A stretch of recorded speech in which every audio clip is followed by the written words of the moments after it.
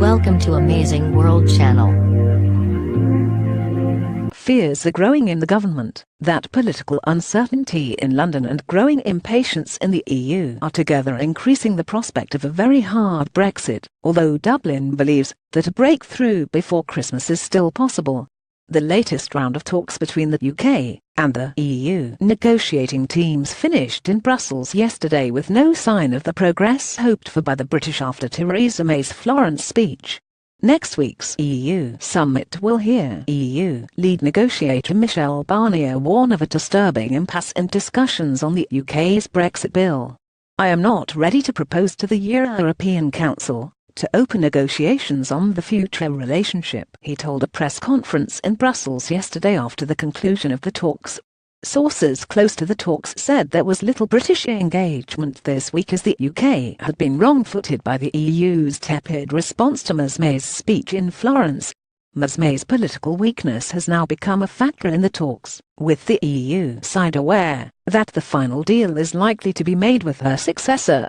It had been hoped that the October summit would decide that sufficient progress had been made on the separation agreement, thus allowing talks on the future trading relationship to commence.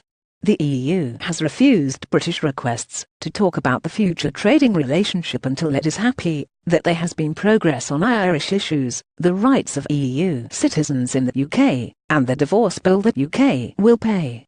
Now the sufficient progress test will be postponed to December, although the snail's pace of talks and the substantial differences to be overcome suggest it may not even be possible then. Brussels insiders say the negotiating timetable is now getting very tight. Mr Barnier has spoken of the need to complete discussions by October next to allow ratification by national parliaments ahead of the UK's departure from the Union in March 2019. Irish government sources are cautiously optimistic that the EU summit in December will decide that sufficient progress has been made to allow the trade talks to begin.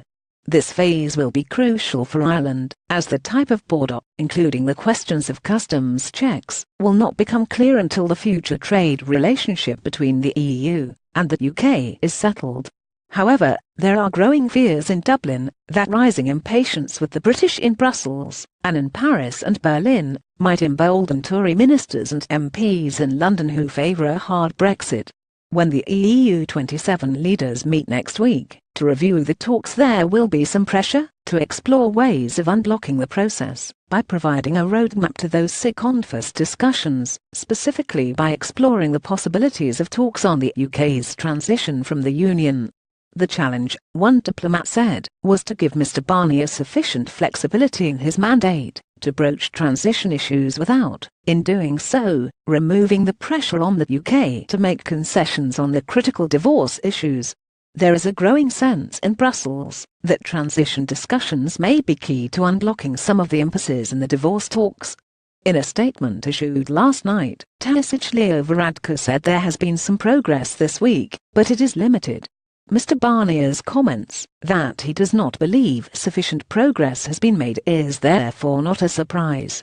Mr Varadkar said the focus now must be on making enough progress between the October and December European Councils so that talks on the future relationship can begin.